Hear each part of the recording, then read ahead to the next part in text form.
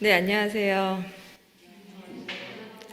세길의 마스코트 송진순입니다. 네, 더 열심히 하라고 김현 선생님이 소개를 해주셨는데요. 네, 열심히 하겠습니다. 저는 항상 그 주일에 그 세길교회 오면서요, CBS 라디오를 듣습니다. 근데 오늘은 이제 이 시간쯤이면 라디오가 찬송이 되게 많이 나온 9시 때 찬송이 나오게 되는데요. 이제 그 전쯤에 출발해가지고 항상 그 찬송을 듣고 오는데 어떤 시청자가 한 줄을 올린 거예요. 근데 그 한 줄이 뭐였었냐면, 감사함밖에 드릴 게 없어. 저는 오늘 이 자리에서 최선을 다합니다. 라고 하면서 이 사람이 구주를 생각만 해도 라고 하는 찬송을 신청을 한 거예요. 이제 요 찬송이 나오면서 주음성 외에는 이게 조용한 어떤 클래식 반주하고 같이 나오는데, 오늘은 그 찬양을 듣고 오는데 상당히 정말 은혜가 되더라고요. 그래서 정말 감사한 마음으로 그 두 개의 찬송을 딱 듣고 지하 주차장에 내려가지고 이제 걸어서 들어오는데, 내 주변에 감사한 일이 내가 너무 많은데 그걸 잊고 살았구나라고 하면서 주변에 있는 감사들이 보이더라고요. 그러면서 내가 새 길에 오늘 이 시간에 발걸음을 내딛는 것도 하나님 앞에 감사합니다라고 이제 마음속으로 기도를 하면서 들어왔습니다. 사실 성가대의 찬양을 이제 들으시면서 많이 아마 그리우실 것 같아요. 저는 이제 주중에 가끔 이제 예배를 준비하면서, 매번은 아니지만 이번 주에도 어떤 찬양을 해야 될까 고민을 하면서 세길의 그 예배들을 이제 한번 쭉 유튜브를 통해서 훑어보게 되는데요. 여러분들 기억하시는 것처럼 이제 강당에서 앉아서 착석을 하시고 사람들하고 인사하고, 그리고 종소리와 함께 성가대의 찬양과 또 이제 예배가 시작되면서 마음의 준비를 하시고 했었던 모든 과정들을 기억하실 거예요. 팬데믹이라고 하는 상황이 지금 1년, 2년 거의 다 되어 가면서 많은 어떤 피로감하고 누적된 어떤 괴로움도 있지만, 이게 편리하기도 하지만 한편으로 우리가 잃어버리고 있는 것, 교회 생활에서 또 교인들과의 만남에서 하나님하고 접하는 어떤 그 대화 안에서 잃어버리고 있는 감사와 그리움들을 여러분들 마음속에 모두 갖고 계시리라는 생각이 듭니다. 오늘 선생님이 좀 궁금하다라고 하셨는데, 오늘 제목은 저희가 사마리아인의 일그러진 욕망입니다. 사실은 이제 너무 길어서 제가 요 안에 가로를 치긴 했는데, 사마리아인이 되기를 자처하는 이들의 일그러진 욕망입니다. 그리고 저는 여러분들하고 북한 이탈 주민에 관한 이야기를 한번 해보도록 하겠습니다. 오늘은 성령 강림절 4번째 주일로 6.25 민족 화해 주일입니다. 장기화된 팬데믹의 상황이 우리 주변의 모든 문제들을 블랙홀처럼 빨아들였습니다. 북한 관련 이슈도 예외는 아니었습니다. 얼마 전에 기사에서 저는 작년 한 해 입국한 북한 이탈 주민이 229명이라고 하는 보도를 보았습니다. 흔히 탈북자라고 명명된 이들이 우리 사회에 가시화된 것이 언제인지 아세요, 여러분들? 90년대 후반입니다. 당시 북한의 경제란의 대기근까지 겹쳐서 고난의 행군이라고 하는, 여러분도 잘 아실 거예요. 이것이 식량 사정까지 악화된 것을 계기로 해서 북한에서 이제 사람들이 생존을 위해서 나올 수밖에 없었던 시기가 있었습니다. 통일부에서 제공하는 북한 이탈주민 현황에 따르면 1999년에 100명대에 이르렀었던 그 이탈주민들이 2000년대 이후에는 증가세를 보이더니 2003년에서 2011년까지는 해마다 연간 2000명에서 3000명이 입국을 했다라고 이제 짓게 됩니다.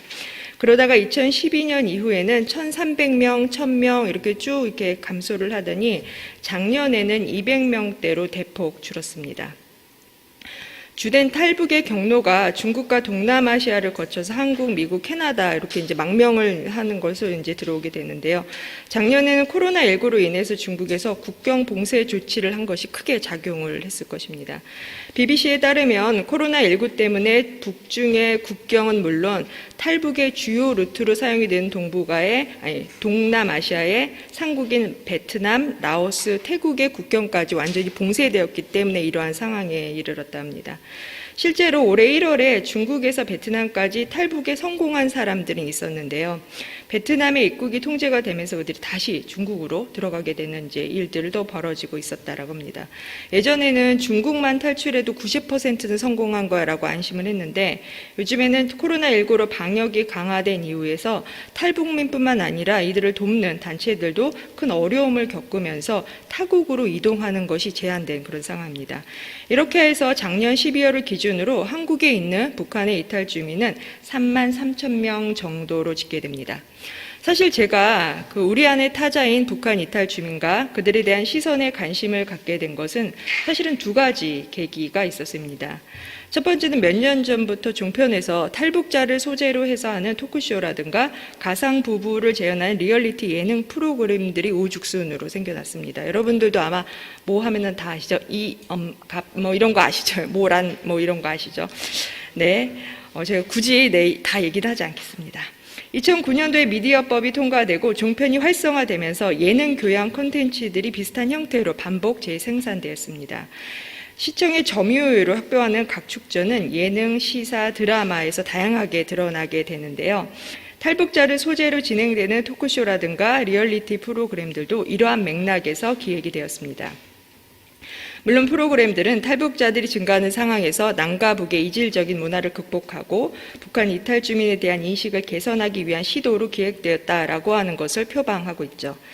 프로그램에 출연하는 탈북자들은 북한에서 경험한 처참하고도 극한 상황을 고백하게 되는데요. 이 과정에서 우리는 눈물도 웃음도 이런 것들을 뒤섞어서 시청자들의 공감과 그리고 동정을 불러일으키게 됩니다.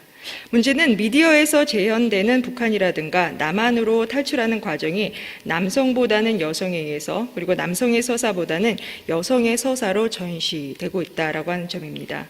특히 젊은 여성이 탈북 과정에서 겪는 폭력적인 상황이라든가 트라우마는 일종의 자극과 흥미의 대상이 되고 남한의 자본주의적인 문화와 규범에 동화되는 북한 여성의 생존 서사는 관음증적으로 소비되고 있다라고 하는 점입니다. 이러한 북한 관련 이야기들은 각기 다른 세대에게 각기 다른 경험과 기억들을 소환하게 됩니다. 비극적이고 희화화된 북한의 모습들은 전쟁을 경험한 기성세대에게 그리고 또는 전쟁의 경험은 없지만 반공교육을 받은 세대에게 북한 체제의 비정상성을 확인하고 반북의 어떤 이데올로기를 강화하는 어떤 큰 역할을 하게 됩니다. 이러한 프로그램들은 하나같이 통일시대를 위한 준비, 하나의 민족 공동체로서의 동질성 회복이라는 것을 전제로 하지만 미디어에서 재현되는 북한의 모습을 통해서 시청자들은 남한 체제의 우월성을 공고히 하고 자본주의 사회에서 도태되지 않는 어떤 삶의 모습을 지상의 과제로 삼게 됩니다. 우리의 인식에서 북한은 후진적이고 덜 문명화된 혐오의 대상이자 대화 불능의 대상으로 공고화하는 과정들이 일어납니다. 과연 이러한 프로그램들이 북한 이탈 주민을 대한민국의 국민으로서 인정하고 그 역할을 수행할 수 있는 사회적 인식의 장으로 기능할 수 있을까?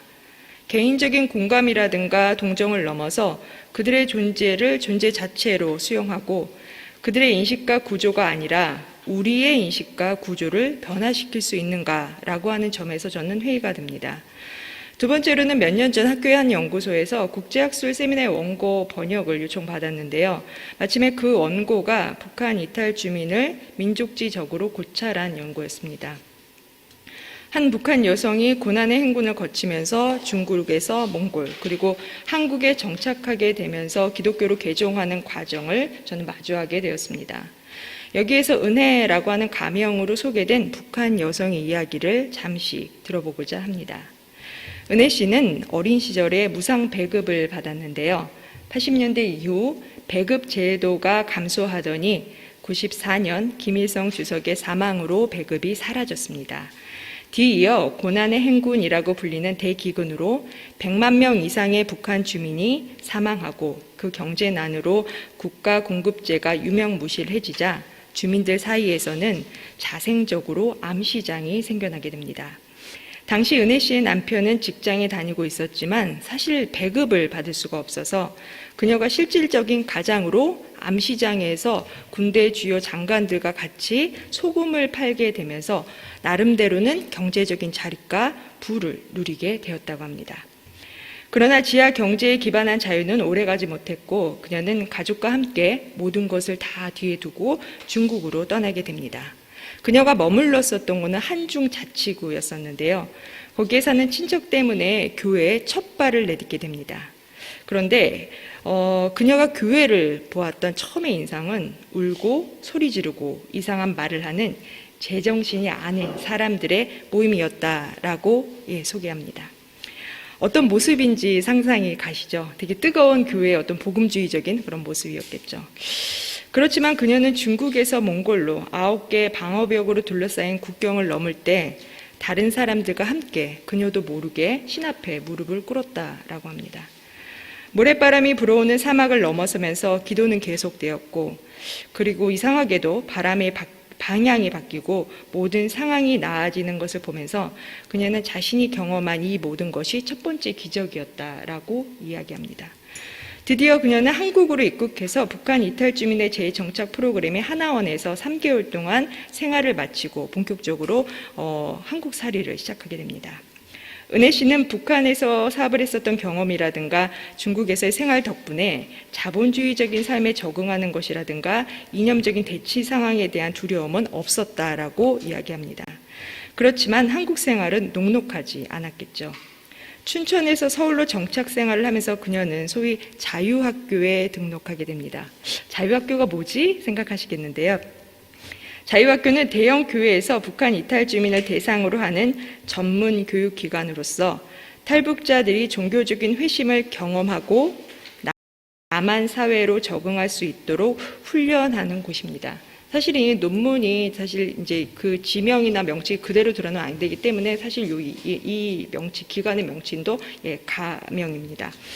실제 대형교회 여러 곳에서는 체계적으로 대안학교라든가 이러한 선교 전문 교육기관이 운영되고 있다라고 하는 것을 여러분이 아실 것입니다. 또한 이 학교의 목적은 통일 한국과 북한 선교에 대한 비전 아래에서 선교적인 사명을 짊어질 미래의 사도를 훈련시키는 것입니다. 북한 이탈 주민은 매 주일마다 또 주말에 토요일, 일요일마다 이 학교에 다니면서 그리고 교육을 받고 매달 20만 원 상당의 보수를 받게 됩니다. 은혜 씨는 10개월간의 프로그램을 수료하고 자유학교에서 풀타임으로 근무를 하게 됩니다. 이 와중에 그녀는 남편과 이혼하고 아들이 심각한 투병 생활을 하게 되는데요. 이 모든 것을 보면서 남한 사회에 적응하는 것은 쉽지 않았다, 참 어려웠다라고 고백합니다. 고통 중에서도 그녀는 성경의 요셉의 이야기를 읽으며 하나님이 나를 어떤 방식으로든 사용하실 것이야 라고 하는 확신을 가졌다고 합니다. 여기까지는 소위 평범하게 들을 수 있는 탈북자의 정착 이야기입니다. 제가 주목하는 것은 자유학교가 그리고 개신교가 북한 이탈 주민에게 전폭적인 지지와 훈련을 제공하는 과정에서 보여주는 모습입니다. 사실 북한 이탈 주민 지원에 있어서 개신교는 정부 다음으로 민간 단체로서는 가장 큰 공헌을 해왔습니다. 남한에 입국한 북한 주민들이 선교를 선택할 때 가장 먼저 선택하는 종교가 바로 개신교라고 합니다. 그 원인 중에 하나는 이들의 인권 보장이라든가 탈북 지원을 음과 양에서 지원하는 대부분의 NGO 단체들은 바로 종교단체, 개신교가 감당하고 있다라고 하는 점에서 우리는 그것을 알 수 있습니다. 북한 이탈 주민의 한국 입국이 본격화되면서 이들에 대한 생존권 보장이라든가 난민의 지위 부여 활동이라고 하는 것은 사실은 이 NGO 단체가 없으면 할 수 없는 그런 부분들이 많은데 이 모든 것들을 감당하고 있는 거죠. 대형교회를 중심으로 이러한 것들은 조직적인 단위의 지원이 진행이 되고 있습니다. 실예로 교회는 자체적으로 이들의 생계비를 지원하는가 하면 탈북 청소년을 위해 대안학교를 운영하고 취업 프로그램을 통해서 이들의 사회 적응을 돕고 있습니다. 개신교의 전폭적인 지원이 북한 이탈 주민에게 정서적, 심리적인 측면에서 그리고 실질적으로 경제적인 차원에서 도움이 되고 있음에도 불구하고 장기적으로 볼 때는 북한 이탈 주민이 종교를 갖는 비율, 특히 개신교를 지속하고 있는 비율은 어떨까요, 여러분들? 감소하고 있습니다. 7년 동안 120가정을 보도한 그런 어떤 연구 보고서에 따르면 대부분 개신교에서 이탈하고 있는 현상이 발생됩니다. 그들은 자신의 생활이 바쁘거나 강요당하는 게 싫어서 그리고 이벤트성인 행사에 이용당하는 게 싫어서 그리고 이러한 모습을 통해서 점차 불신이 들어서라고 말을 합니다. 교회는 이들에게 탈북 과정에서부터 남한 사회로의 정착과 자립 그리고 신앙생활에 이르기까지 전적인 지원을 담당하고 지금도 그러한 작업을 하고 있습니다. 그런데 여전히 북한 이탈 주민이 남한 사회에 적응하는 데 난항을 겪고 남한의 개신교와 북한 이탈 주민이 화해하고 융합하는 데 실패하는 그 이유는 무엇일까요? 잠시 은혜 씨의 이야기를 다시 한번 듣도록 하겠습니다. 북한 이주민을 위해서 일하는 남한의 기독교인들은 외모나 행동에 따라서 사회적인 적응도, 인성, 그리고 더 중요하게는 종교성의 정도를 판단하려는 경향이 있어요. 서울 말씨를 사용하고 피부 미백에 힘쓰고 교양 있는 태도를 보이는 것이 직장과 종교 시장에서 성공하는 중요한 사안 중에 하나예요. 이 사람이 쓴 언어를 보면요. 네, 릴리저스 마케팅이라고 그래요. 마켓이라는 얘기를 하더라고요. 종교 시장, 그리고 여기서 하는 마케팅 얘기를 하더라고요. 자유학교의 선생님들이 항상 외면보다는 내면을 강조하는데요. 이건 참 매우 아이러니해요. 남한의 기독교인들의 말과 행동은 이중적이고 귓속말로 조용히 위선적이기도 합니다. 저는 자주 골치가 아파요. 실제로 자유학교에서 북한 이탈 주민은 최고 전문가들의 한국사회 상식, 법률, 취업시장에 필요한 예절, 창업의 운영의 노하우, 그리고 정신건강의 관리 등까지 다양한 과목을 수강하게 됩니다. 이 과정에서 이들에게 요구되는 그 거듭난 자아상은 이상적인 한국인이 아니라 남한의 이상적인 북한 이탈 주민상이라는 것입니다. 이들은 프로그램을 통해서 자본주의적인 매너를 체화하고 이후에 통일 선교를 위한 이상적인 복음의 선교자가 되기를 강요받습니다. 이렇듯 북한 이탈 주민이 남한에서 경험하는 타자와의 경험은 1차적으로는 분단 체제가 낳은 서로 다른 의식과 문화적인 결과에서 비롯된 것입니다. 남한 사회는 그들의 이탈 주민, 즉 장소를 박탈당한 난민으로 보기를 거부합니다. 북한 대학원 대학교의 김성경 교수에 따르면 장소를 박탈당한 난민은 자아의 근간을 잃어버린 자라고 말합니다. 이들이 설령 정착할 수 있는 물리적인 공간을 찾는다고 해도 그들을 주체이게 하거나 장소를 복원하거나 한번 파괴된 정체성을 회복하기란 참 쉽지 않습니다. 그러나 우리는 이들을 이탈 주민이 아니라 북한 이탈에 방점을 두고 국가 안보와 관련해서 교정과 감시의 대상으로 간주합니다. 그들의 과거와 정체성은 모두 버려야 될 악, 부정되어야 할 구습으로 규정되게 됩니다. 이러한 관점은 개신교에서는 더 분명하게 드러납니다. 그들은 한민족이라는 동질감과 함께 사상과 체제에서 적대와 반목이 공존하는 타자로서 부정적으로 인식이 되어 왔습니다. 그러나 개신교가 보여주는 동질성과 적대라고 하는 양가적인 인식과 태도는 냉전 이데올로기에 기인한 반공 사상이라든가 문화적 이질감만이 전적인 원인은 아닌 듯합니다. 신자유주의적인 경제 체제를 내면화한 개신교의 특징이 북한의 이탈 주민을 타자화하고 자본주의적인 위계 질서로 편입시키는데 중요한 역할을 했으리라라고 추정을 해봅니다. 자유를 최고의 가치로 삼는 신자유주의 체제는 사회적인 안전망을 제거한 채 무한 경쟁과 극단적인 양극화 속에서 인간을 보이지 않는 억압과 불안으로 몰고 가는 중입니다. 폴란드의 사회학자 지그문트 바우만은 현대사회는 신자유주의 체제가 야기한 불안과 유동성으로 가득한 액체 사회라고 합니다. 여기서 인간은 쓰레기와 같은 잉여적인 존재로 나타납니다. 개신교는 이러한 사회 현실에 기민하게 적응하면서 성장과 물량주의를 바탕으로 모든 가치를 경제 문제로 환원하는 데 익숙해 있습니다. 개신교의 복음화 및 선교 전략도 사실 같은 맥락에서 파악될 수 있는 것입니다. 남한 개신교인이 북한 이탈 주민에게 부여하는 자아상은 이전의 모든 과거를 부정하고 신자유주의 체제에 걸맞는 세련된 교양인이자 복음 사역의 도구로 거듭나는 것입니다. 여기에 부합하는 이들은 남한 사회에 잘 적응하는 신앙인이 되고 그렇지 않으면 부적응자, 교회와 사회에서 갈등을 일으키는 자로 낙인을 받게 됩니다. 북한 이탈 주민에 대한 이러한 계몽적인 태도라든가 시혜적인 관점의 지원은 그들을 도구로, 복음의 도구로 삼는 것은 물론 남한 개신교인들과는 전혀 다른 층위에서 존재하는 2등 시민으로 살아가게 합니다. 사실 오늘 우리가 읽은 본문은 우리 너무나 잘 아시는 선한 사마리아인의 비유입니다. 자기를 드러내고 예수를 시험하고 싶었었던 노미코스, 사실 율법 교사라고 했는데 율법 전문가죠. 이 율법 전문가는 예수에게 겸손을 가장하여 시비를 겁니다.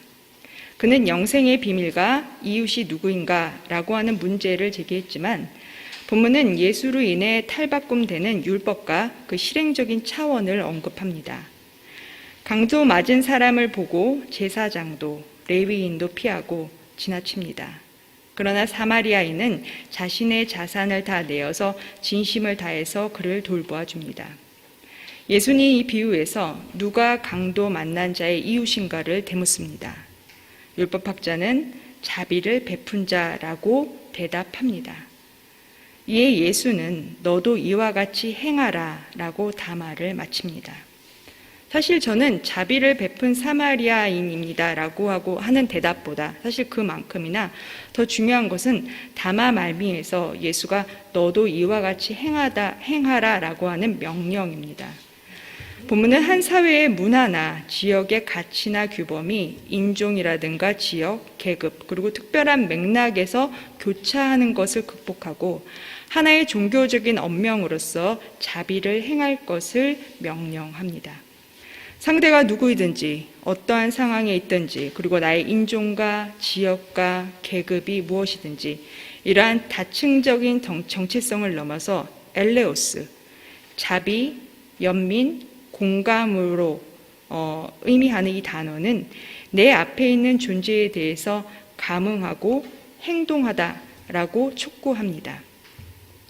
예수에게서는 하나님 사랑과 이웃 사랑을 살아내고 담지하는 제자들에게 내리는 일종의 명령이었습니다. 이 명령에는 조건부가 없습니다. 도움을 받았다는 이유로 이 사회가 구축한 위계 질서에 편입되어야 되는 조건도 타자화된 시선으로 누군가의 도구와 피지배의 대상이 되어야 할 이유도 없습니다.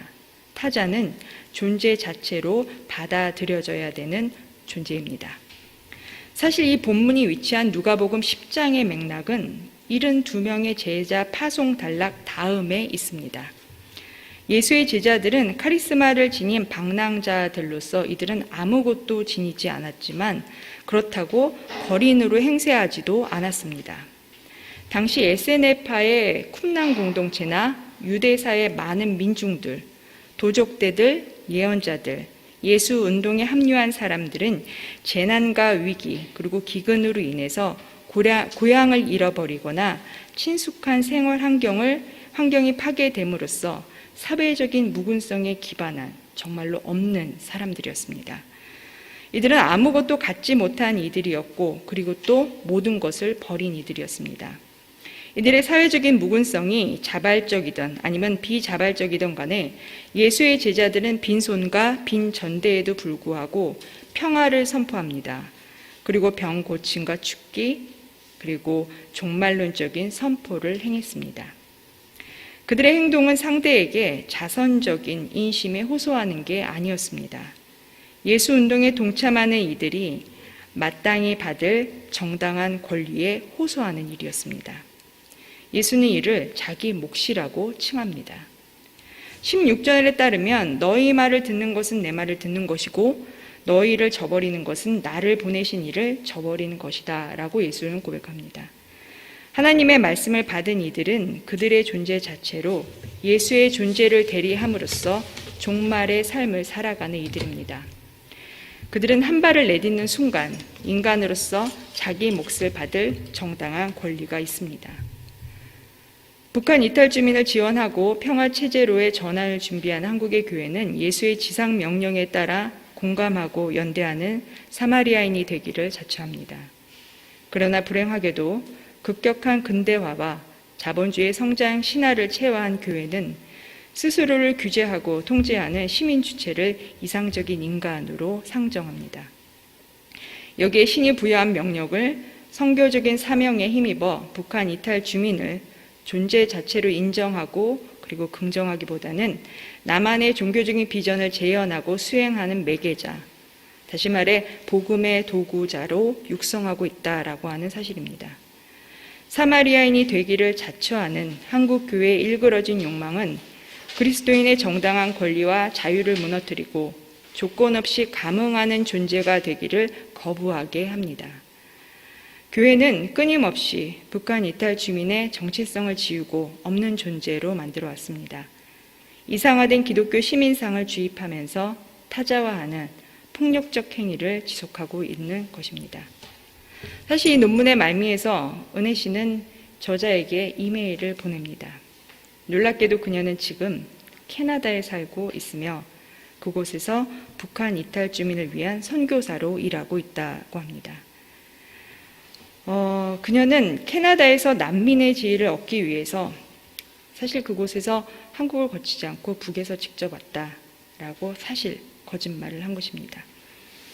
은혜 씨는 사상적이고 정신적인 속박과 예속 상태를 벗어나서 이제서야 내 의지와 내 요구에 따른 삶을 즐기고 있다고, 그리고 나는 지금 자유를 얻었다라고 고백합니다.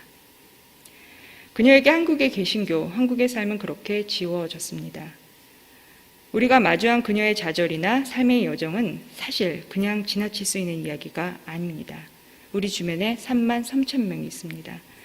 성장 신화와 능력주의를 내재한 한국 교회가 직면해야 된 현실이자 내 앞에 있는 인간을 어떻게 마주해야 하는지를 보여주는 또 하나의 거울이라는 점에서 우리는 그녀의 이야기를 귀담아 들을 필요가 있습니다. 오늘은 민족 화해 주일입니다. 하나님의 부르심에 응답하는 기독교인의 사명은 개인적인 차원과 사회적인 차원을 모두 포함합니다. 현재 사회에서 종교가 제 역할을 하지 못하고, 그리고 탈종교화된 사회에서 우리 교회는 기독교의 사회적인 책무를 성실하게 수행해야 됩니다. 기독교인은 자신이 발딛고 있는 현실에서 예언자 정신에 입각해서 정의와 평화, 사랑과 환대 하나님 나라를 실현해 가야 하는 책임 있는 존재들입니다. 그리고 기독교인의 모임인 거룩한 공교회는 이러한 정신을 기반으로 타인에 대한 온전한 인식과 태도를 회복하는 것이 우선적으로 요청됩니다. 대한민국의 시민이자 하나님 나라의 일원으로서 이 땅의 분단을 극복하고 평화의 체제를 또 맞이할 기독교인들, 즉 교회는 온전한 하나님 나라의 평화, 샬롬의 정의를 이 땅에서 구현해 가야 됩니다. 그러나 우리 스스로 우리에게 묻습니다. 우리는 사마리아인이 되기를 자처하는 모습을 갖고 있지는 않은가? 오랜 분단의 역사와 신자유주의 체제라는 기반 위에 구축된 지금의 개신교는 북한 이탈 주민을 자본으로 질서 지어진 권력 구조에 편입하고 도구화하는 그릇된 방식에서 벗어나서 타인에 대한 인정과 호혜를 기반으로 우리가 함께 살아갈 수 있는 상생의 삶을 회복해야 할 것입니다. 궁극적으로 바로 이것이 우리가 마주해야 되는 평화체제로의 이행, 그리고 현 시대의 기독교적인 가치와 복원, 그리고 그 지속 가능성에서 이야기할 수 있게 합니다. 함께 기도하시겠습니다. 우리의 화평이시자 우리를 회복케 하신 주님, 우리에게 조건 없는 사랑과 자비를 통해서 우리 안의 평화를 이뤄갈 수 있게 도와주셔서, 그래야 해서 내 안에 나를, 내 밖에 남을 조건 없이 마주하며 손잡을 수 있도록 우리를 인도해 주시옵소서. 모든 말씀을 예수님의 이름으로 기도합니다.